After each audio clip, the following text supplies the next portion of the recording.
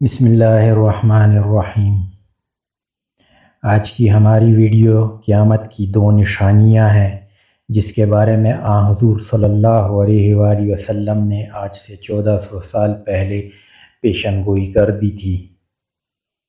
حدیث شریف میں آتا ہے کہ حضرت ابو ہریرہ رضی اللہ تعالیٰ عنہ فرماتے ہیں کہ جناب رسول اللہ صلی اللہ علیہ وآلہ وسلم نے فرمایا، اگر تم مدت دراز تک زندہ رہے تو قریب ہے کہ تم ایسے لوگوں کو دیکھو گے جن کے ہاتھوں میں گائے کی دموں کی مانند چیز ہوگی۔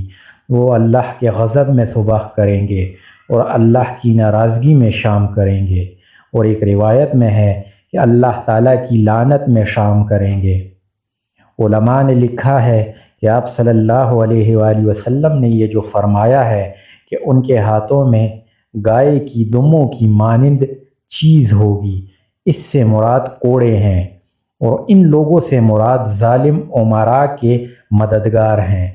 ہمارے زمانے میں کوڑے تو رہے نہیں، ان کی جگہ بید کی چھڑی، لاٹھی اور ڈنڈے آ گئے ہیں، اور ظالم امراء کے مددگار پولیس والے بن گئے ہیں جو ظالم امراء کی خوشنودی اور اپنی نوکری کی خاطر انتہائی ظالمانہ انداز سے لوگوں کو مارتے ہیں اور بے گناہوں کو ایسی سزائیں دیتے ہیں کہ انسانیت سر پیٹ کر رہ جاتی ہے۔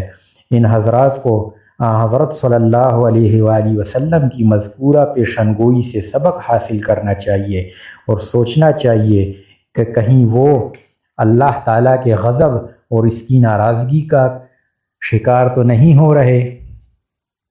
ایک دوسری حدیث میں ہے، حضرت ابو ہریرہ رضی اللہ تعالیٰ عنہ فرماتے ہیں کہ حضرت صلی اللہ علیہ وآلہ وسلم نے فرمایا، دو قسم کے دوزخی ایسے ہیں جنہیں میں نے نہیں دیکھا، یعنی وہ میرے زمانے میں نہیں ہیں، آئندہ زمانے میں پیدا ہوں گے۔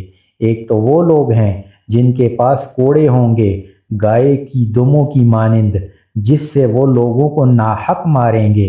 دوسرے ایسی عورتیں ہیں جو بظاہر لباس میں ہوں گی، حقیقت میں ننگی ہوں گی، جو دوسروں کو مائل کرنے والی اور خود مائل ہونے والی ہوں گی۔ ان کے سر بختی اونٹ کے ہلتے کوہانوں کی طرح ہوں گے، نہ تو وہ جنت میں داخل ہوں گی اور نہ اس کی خوشبو سونگھ سکیں گی، حالانکہ جنت کی خوشبو اتنی مسافت سے محسوس کی جا رہی ہوگی۔ اس ارشاد پاک میں حضرت صلی اللہ علیہ وآلہ وسلم نے دو قسم کے لوگوں کو دوزخی فرمایا ہے۔ نمبر ایک، وہ لوگ جن کے ہاتھوں میں کوڑے ہوں گے۔ ان لوگوں سے مراد پہلی حدیث کی تشریح کے مطابق ظالم امراء کے مددگار ہیں جو لوگوں پر ناروا ظلم کرتے ہیں۔ نمبر دو، وہ خواتین جو درجہ ذیل قباحتوں کا شکار ہوگی۔ نمبر ایک، کاسیات عاریات، بظاہر لباس پہنے ہوئے ہوں گی، حقیقت میں ننگی ہوں گی۔ ایسی عورتوں سے مراد وہ عورتیں ہیں جو یا تو اس قدر تنگ و چست لباس پہنتی ہیں کہ جس سے بدن کے تمام اعضاء کی بناوٹ جھلکتی ہے، یا پھر اس قدر باریک کپڑے پہنتی ہیں کہ جس سے ان کا جسم جھلکتا ہے۔ ہمارے دور میں بدقسمتی سے بہت سی ایسی خواتین پائی جاتی ہیں جو نہایت تنگ و چست لباس پہنتی ہیں۔ پھر ان میں بھی کچھ تو ایسی ہیں جو عورتوں کا لباس ہی استعمال کرتی ہیں، اور کچھ ایسی ہیں جو مردوں کی طرح نہایت تنگ و چست جینز کی پینٹ اور شرٹ استعمال کرتی ہیں، اور بہت سی خواتین ایسی پائی جاتی ہیں جو نہایت باریک لباس استعمال کرتی ہیں جس سے ان کا بدن صاف جھلکتا ہوا نظر آتا ہے۔ پھر ان میں بھی کچھ تو ایسی ہیں جو پورا لباس استعمال کرتی ہیں، اور کچھ ایسی ہیں جن کے سینے کھلے، آستینیں آدھی، سروں پر دوپٹے ندارد اور پنڈلیاں برہنہ ہوتی ہیں۔ دوسروں کو مائل کرنے والی اور خود مائل ہونے والی ہوں گی۔ اس سے کیا مراد ہے؟ محدثین نے اس کی تشریح مختلف اقوال نقل کیے ہیں۔ نمبر ایک، ایسی عورتیں جو خود بھی اللہ کی اطاعت و بندگی سے ہٹی ہوئی ہوں گی اور دوسروں کو بھی اللہ کی اطاعت و بندگی سے ہٹاتی ہیں۔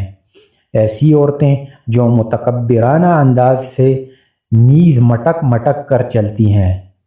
ایسی عورتیں جو شرم و حیا سے عاری ہو کر لوگوں کی طرف مائل ہوتی ہیں اور خوب زیب و زینت کر کے لوگوں کے قلوب اپنی طرف مائل کرتی ہیں، بدکار عورتوں کی طرح اپنے بال اور دوسری عورتوں کے بال بناتی ہیں۔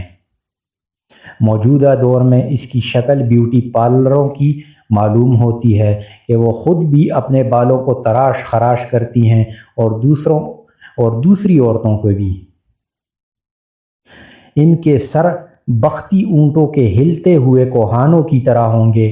اس سے مراد وہ عورتیں ہیں جو یا تو اپنی چوٹیوں کو جوڑے کی شکل میں سر پر باندھ لیتی ہیں، اور جس طرح بختی یعنی عربی اونٹ کے کوہان فربہی کی وجہ سے ادھر ادھر ہلتے ہیں، اسی طرح ان کے سر کے جوڑے بھی ادھر ادھر ہلتے رہتے ہیں، یا پھر مستقلاً جوڑے باندھتی ہیں جو ان کے سروں پر ادھر ادھر ہلتے رہتے ہیں۔ مذکورہ بالا قباحت رکھنے والی عورتوں کے متعلق آپ صلی اللہ علیہ وآلہ وسلم نے فرمایا کہ یہ عورتیں نہ تو جنت میں داخل ہوں گی، نہ ہی اس کی خوشبو سونگھ سکیں گی، حالانکہ جنت کی خوشبو اتنی مصافحت سے محسوس کی جا رہی ہوگی۔ بعض روایات میں اس کی تحدید 40 سال آئی ہے، یعنی 40 سال میں جتنی مسافت طے کی جا سکتی ہے اتنی دور کی مسافت سے جنت کی مہک محسوس کی جا رہی ہوگی۔ بدقسمتی سے ہمارے معاشرے میں مرد و زن کے اندر اس قدر تیزی کے ساتھ یہ قباحتیں پھیل رہی ہیں کہ دیکھ کر حیرت ہوتی ہے۔ ہماری خواتین اسلامی معاشرت سے اس قدر دور اور مغربی تہذیب سے اس قدر متاثر ہیں کہ اللہ کی پناہ، اچھی دیندار کہلانے والی خواتین میں بھی وہ باتیں پائی جا رہی ہیں جن کی حضور صلی اللہ علیہ وآلہ وسلم نے پیشن گوئی فرمائی تھی۔ انہیں سوچنا چاہیے کہ وہ مسلمان کہلانے کے باوجود اس تہذیب کو اپنا کر کیا کھو رہی ہیں اور کیا پا رہی ہیں۔ سدا دنیا میں نہیں رہنا، ایک دن سب کچھ چھوڑ کر یہاں سے چلے جانا ہے، اس لیے وہاں کی فکر کرنی چاہیے اور ان فیشنوں سے بچنا چاہیے جو اللہ اور رسول اللہ صلی اللہ علیہ وآلہ وسلم کی ناراضگی کا سبب ہوں۔ اللہ تعالیٰ سے دعا ہے کہ اللہ تعالیٰ عمل کی توفیق عطا فرمائے۔ وآخر دعوانا ان الحمد للہ رب العالمین۔